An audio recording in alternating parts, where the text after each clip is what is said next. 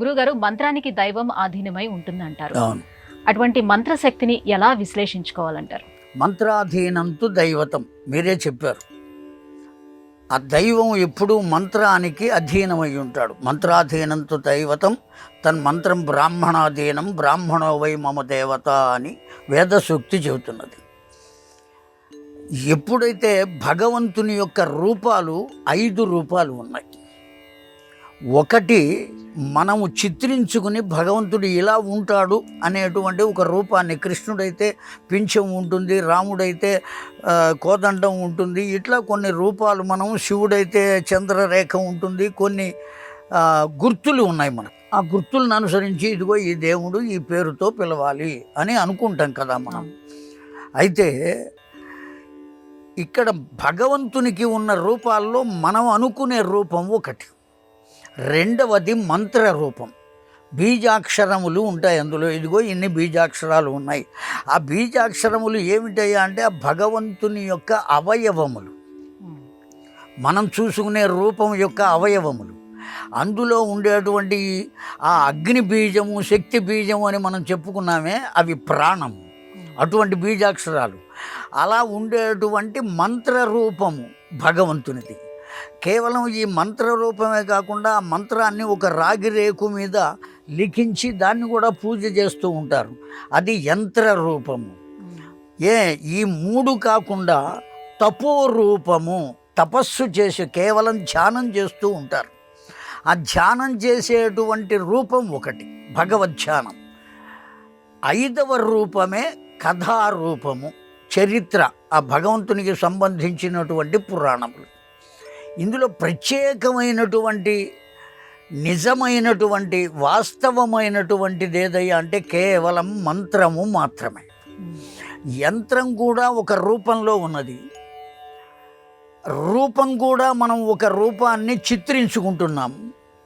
కథలో కూడా ఆ కథను గురించి మనం అనేక రకాల విషయాలు చెప్పుకుంటూ ఉంటున్నాం.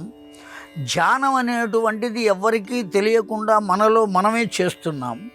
అలా కాకుండా ప్రస్ఫుటమైనటువంటి కొన్ని అక్షరములతో ఒక రూపాన్ని పొంది, ఆ రూపానికి శక్తిని కూడా, ఎందుకంటే ఈ అక్షరములకు బోల్డంత శక్తి ఉన్నది, మించినటువంటి శక్తి.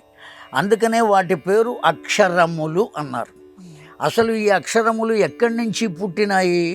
పరమేశ్వరుడు నాట్యం చేస్తూ ఢమరుకాన్ని మోగించాడు. ఆ మోగించిన ఢమరుకం నుంచి కొన్ని శబ్దాలు వచ్చినాయి.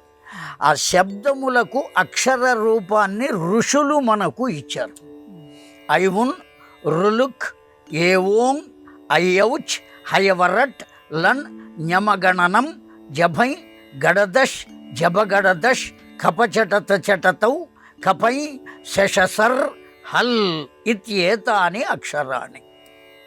ఐవున్, ఆ ఈ ఊ, రులుక్, అరు అలు, ఏ ఓం, ఏ ఓ, ఐఔచ్, ఐ ఔ, హయవరలట్, హాయవరల, ఞమగణనం, ఇఞ, ఇణి, అణ, న, మ, కపచటత చటతౌ, కఫై, శశసర్, కఖ గఘ ఇఞ చ ఛ జ ఝ ఇణి. ఈ అక్షరాలన్నీ అలా ఢమరుకం నుంచి వచ్చినాయి, ఈశ్వర ప్రసాదమై. అందుకనే వాటి పేరు అక్షరములు, క్షరము కానివి. కనుక వాటికి కూడా దివ్యమైనటువంటి శక్తి ఉన్నది.